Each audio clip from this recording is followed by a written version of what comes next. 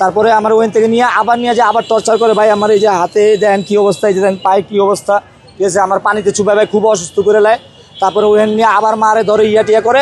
এক পর্যায়ে আমার গার্জিয়ানরে বলে যে তোমরা যদি থানা পুলিশ না করো তাহলে তোমার ছেলেরা ছাড়তে পারি, আর যদি থানা পুলিশ করো তাহলে কিন্তু ওর জীবন শেষ। আর পরের বার যদি ধরি ও শেষ, ওর ভাইকেও জীবন। তারিখ রাত্রে হৃদরোগ হসপিটালে আমার একজন অসুস্থ রুগী দেখতে যাই। আসার পথে আমার কিছু লোক অপহরণ করে নিয়ে যায়, নিয়ে যেয়ে মোহাম্মদপুর বেরিবান্ধে নিয়ে যায়, নিয়ে যেয়ে আমাকে অমানসিক অত্যাচার করে, পানিতে চুবায়। তারপরে আমরা উঠায় নিয়ে আসে, আর উঠায় নিয়ে আসার পরে আমার নেশাপানিও করায়। নেশাপানি করানোর পরে আমাকে বলে কিছু বক্তব্য দিতে, যদি বক্তব্য তাদের মন মতো দেয় তাহলে আমি বাসায় যেতে পারবো, আর বক্তব্য তাদের মন মতো না দেয় তাহলে আমার জান থাকবে না, মেরে ফেলবে। অস্ত্র মুখে ঠেকায় আমাকে দিয়ে কিছু স্বীকারোক্তি দেওয়ায়। তো আমি ওই কথাগুলো ওনারা যেভাবে শিখাই দিয়েছে মায়ের ভয়ে সেভাবে বলি। বলার পরে তারপরে ওনারা আমার গার্জিয়ানকে কিছু টাকা পয়সা নিতে চায়, ঠিক আছে। তো টাকা পয়সা টিয়া করে ও হয়রানি করতে চায়, তো টাকা পয়সা থাকে না তেমন, এই জন্য হয়রানি করতে পারে না। তো এক পর্যায়ে ওনারা আমারে আবার নিয়ে আসে শ্যামলী একটা হোটেলে। ও হোটেলে নিয়ে এসে ওখানে বক্তব্য দেয়, সেই আসে হোটেলে। তারপর বলে যে বক্তব্য দিলে তুই চলে যাবি।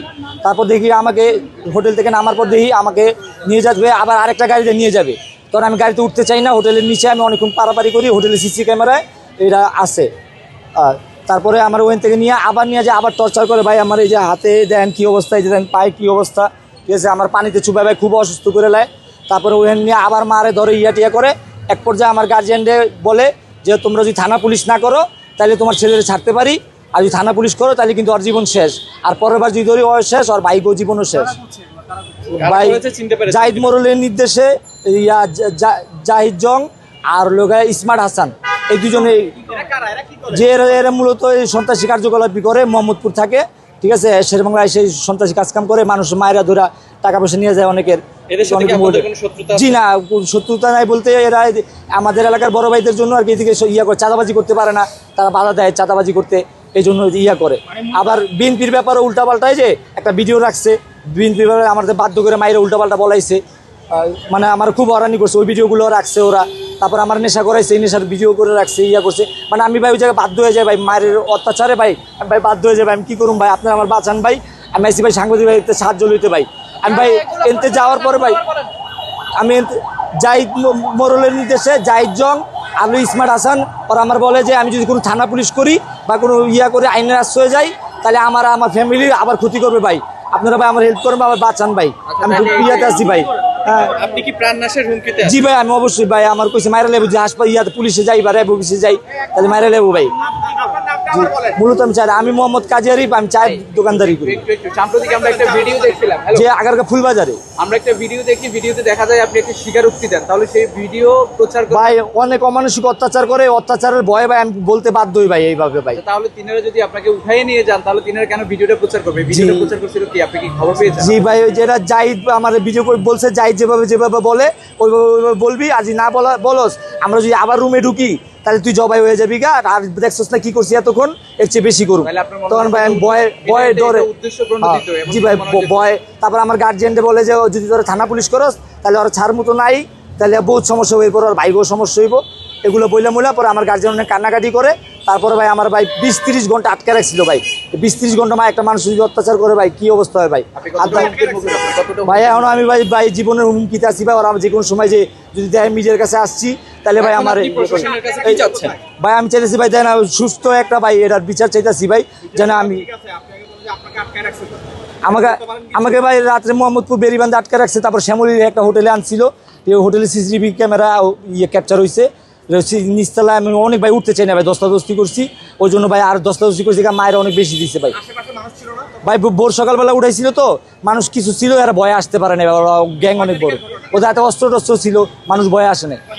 8 তারিখ ভোরবেলা জি ভাইয়া আমাকে বাধ্য করছে, আহত করছে। জি সব ধরনের অস্ত্রই ছিল ওদের কাছে। যদি বলেন যেমন অস্ত্র বলতে পিস্তল ছিল, ছিল প্লাস ছিল, কাটিং প্লাস ছিল, হাতুড়ি ছিল, পেরাক ছিল। তারপরে মনে করেন যে গামছা পেঁচা পানিতে চুবাইছে, মানে যত ধরনের অত্যাচার করতে পারে এরা।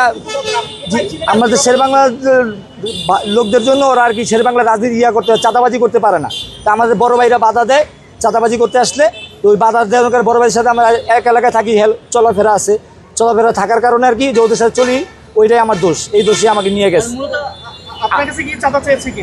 জি, আপনার কাছ থেকে কোনো চাঁদা আমার কাছে মূলত চাঁদা কিছু চাইছে, ওটা আমার গার্জিয়ানের থেকে কিছু টাকা চাইছিল, ঠিক আছে তো, হ্যাঁ ভাই দিতে গার্জিয়ান বাধ্য হয়েছে ভাই, ছেলেরে বাঁচানোর লেগে ভাই দিছে ভাই 20-30 হাজার টাকার মতো দিছে। আচ্ছা, অপহরণের ঘটনাটা একটু বর্ণনা দেন, আপনি কিভাবে ছিলেন, কিভাবে ধরলো? ভাই আমি হসপিটালে ছিলাম, হসপিটালে বেরোইছি, বেরোয় ভাই একটা দোকানের কর্নারে একটু বসছি, একটা সিগারেট খেতেছিলাম, এর ভিতরে তারা হুইমুর করে একটা গ্রুপ আসে, এইসব কয়েকটা লোকের খুঁজতে থাকে, পায় না, আমার পায় তুই ওগুলোকে চলস না চল, কয়া ভাই আমার উঠায় এই জায়গায় ঠেকায় ভাই, ঠেকানোর পরে ভাই কইতেছে তাড়াতাড়ি হুন্ডায় ওঠ, চুপচাপ নাহলে সমস্যা আছে, তাই কিছু দূর হাঁটায় নিয়ে যায় ভাই, আমার হুন্ডা উঠায়, হুন্ডা উঠার পর আমার পিছনে ঠেকা রাখে ভাই, আমি কিছু করতে ভয় পাইতেছি, তখন আমার নিয়ে যায় মোহাম্মদপুরে, বেরিবান্ধে নিয়ে যায়, অনেক টর্চার করে, টর্চার করার পর ওখান থেকে ওরা আবার নেশাপানি করায়, করানোর পরে আবার একটু রিল্যাক্স করায়, মানে আমার একটু রিল্যাক্স করানোর পর আমাকে শ্যামলি নিয়ে আসে, বলে শ্যামলিতে যেভাবে যেভাবে শিখাই দিচ্ছি এইভাবে যদি না বলস তাই তুই শেষ।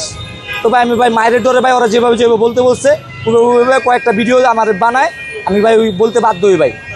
সর্বোপরি কি চাচ্ছে শেষ করে? ভাই আমি ভয়ে যাই নাই ভাই, আমি ডরে যাই নাই ভাই, আমার যে আবার ক্ষতি করে, আমার ফ্যামিলি ক্ষতি করে ভাই। জি ভাই আমি হাসপাতালে ভাই, ভাই আমি আইনের কাছে বলার আছে ভাই, এই যে শাস্তি দাও ভাই, আজ না এরকম মানুষে আর কোনো মানুষে ভাই এরকম হয়রানি করতে না পারে, এরকম মানুষ নিয়ে এরকম অত্যাচার করে ভাই, এইটা জানি আর না করে। নিজের জন্য কি বলার ভাই আছে? আমার নিজের জন্য ভাই, আমার যেন একটু প্রশাসন সেফটি দেয়, আর যেন ভাই ইয়া করে ওগুলো হাত থেকে যেন বাঁচতে পারি, এইভাবে আমার একটা ব্যবস্থা করে দেয় ভাই। জি হ্যাঁ ভাই, আপনারা যদি সবাই সাহায্য করেন তাহলে যাবো ভাইয়া। তাদের কি কোনো রাজনৈতিক পরিচয় আছে কিনা আপনি জানেন? জি ভাই, সাবেক হয়তো বা ছিল, এখন বর্তমান নাই, ওই বহিষ্কার, ওই চাঁদাবাজি ছিনতাইকারী করে না, এই জন্য হয়তো বা বহিষ্কার আছে।